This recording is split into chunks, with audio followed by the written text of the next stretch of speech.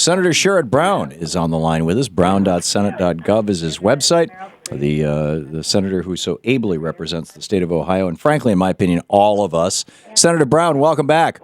Good to be back. Thanks, Thom Hartmann. How are you? I am great, and it's so nice to hear your voice and have you with us.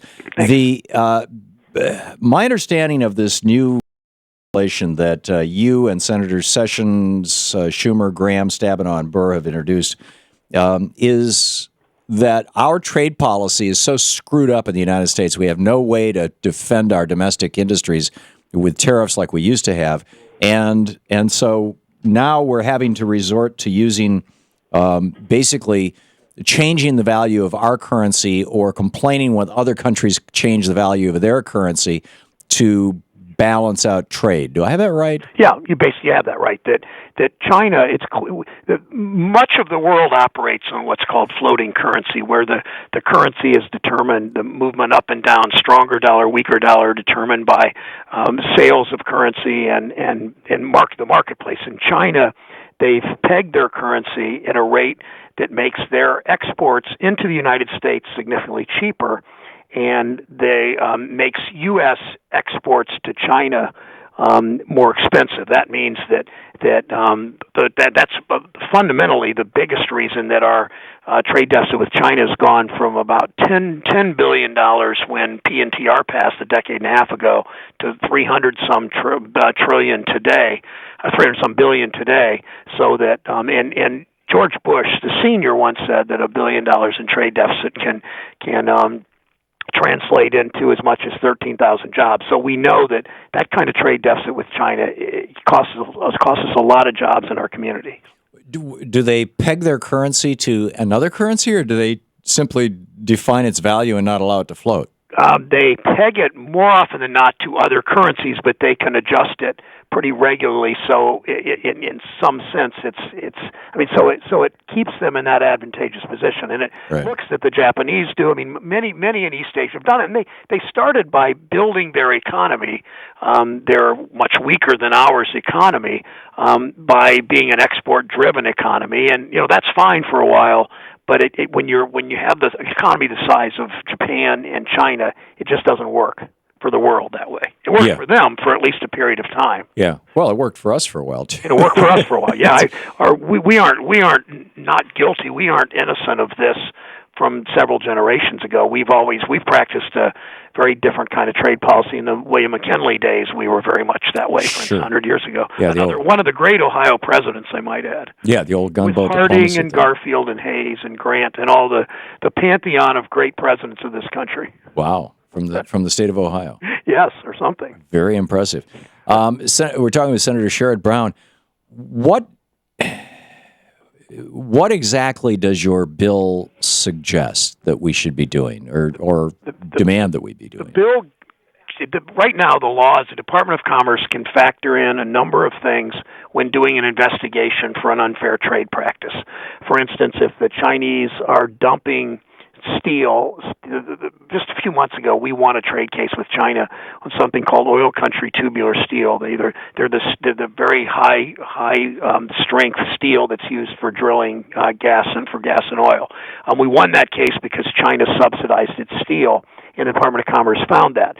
Unfortunately, it took over a year to come to that decision while China was selling a lot of steel into the United States. So the damage was there.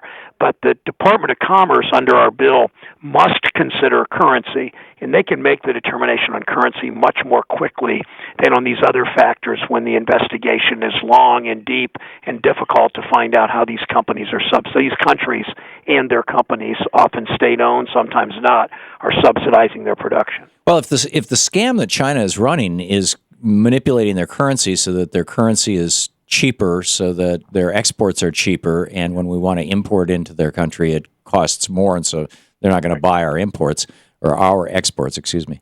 That seems to be something that really would touch every single thing made in China.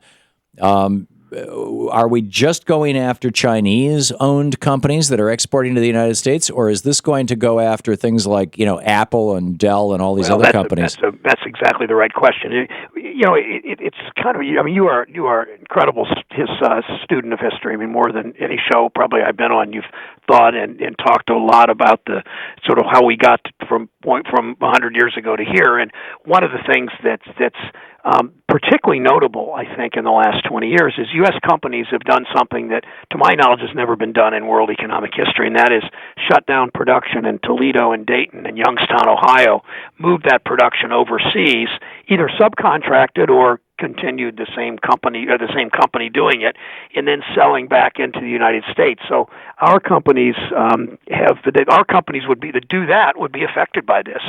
That's why a number of U.S. companies that have moved a lot of their production to China to sell back into the U.S.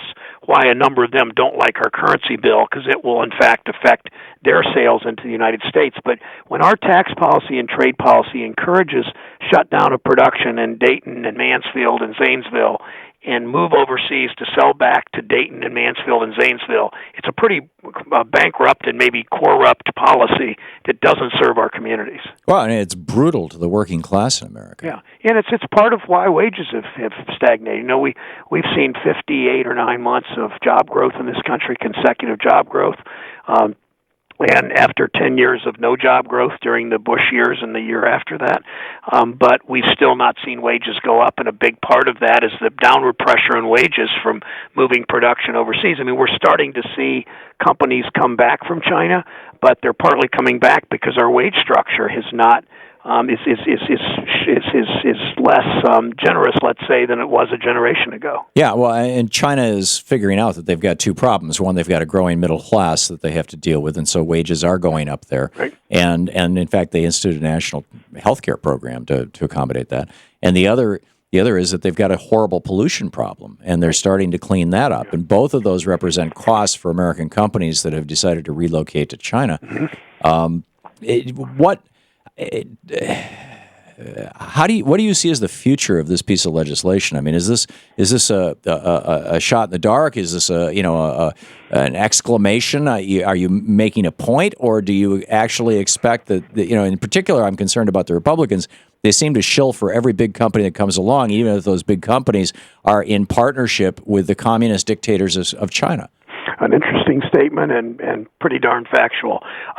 This is not a shot in the dark, and this isn't to make a point. This is to actually accomplish something. We're saying our strategy is to the President of the United States and to anybody that's involved in this is this Senate will refuse to pass Fast Track Trade Authority or Trade Promotion Authority Fast Track, or we will also refuse to pass the Trans-Pacific Partnership unless enforceable, strong currency standards are in the bill.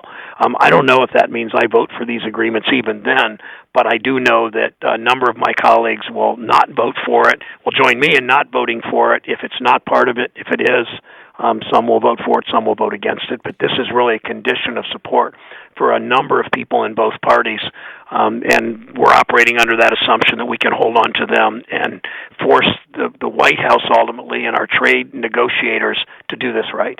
But China is not part of TPP, although they want to be. It's not part of TPP. That's why we want to pass the bill, freestanding bill, so that our Department of Commerce can engage this way with China, number one. Number two, if it's part of Trade Promotion Authority, it will apply to the next, to the investment agreement that the administration is negotiating now with China, so they would be affected then.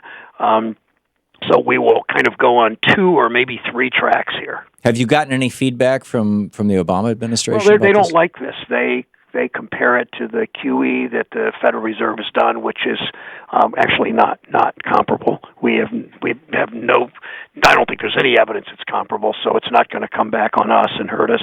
But administrations have never really liked Congress telling them what they can negotiate and what they can't. The Congress always puts in what are called trade objectives, in the trade negotiations and fast track, and they never mean anything. They're a wink and a nod by the negotiators to Congress's wishes, and they go do whatever they want and negotiate agreements that help corporate America and hurt workers. And those days have got to be over. Yeah, there's this absolute wave of revulsion at the Trans-Pacific Partnership sweeping the country, both from people on the right who are hysterical about sovereignty and on the left who are concerned about the economic sovereignty, the impact of this. Can this be done in a way that's completely decoupled from that? It could be. It can be, but it's the Congress is not necessarily looking at it the right way that way. I mean, one example is something called investor state, and we've talked about that on this show, I believe, before, where it used to be that a government would bring a case against another government for an unfair trade practice. Now a private company can bring a case against a foreign government, and what's happened in what we fear is that, the best example perhaps is a U.S. tobacco company bringing a case against a new law in a Central American country, perhaps, or in an Asian country now under TPP, that has passed a good, strong public health tobacco law, that they can bring a case saying that's an unfair trade practice, or threaten that they will bring that case, and that company then fails. That country fails then to just decides against passing a public health law. That's some of the most pernicious sides of this. Remarkable. You can read all about it over at Senator Brown's website, brown.senate.gov. Sherrod Brown. Senator, thanks so much for being with us. My pleasure. Thanks, Tom. Keep up the great work.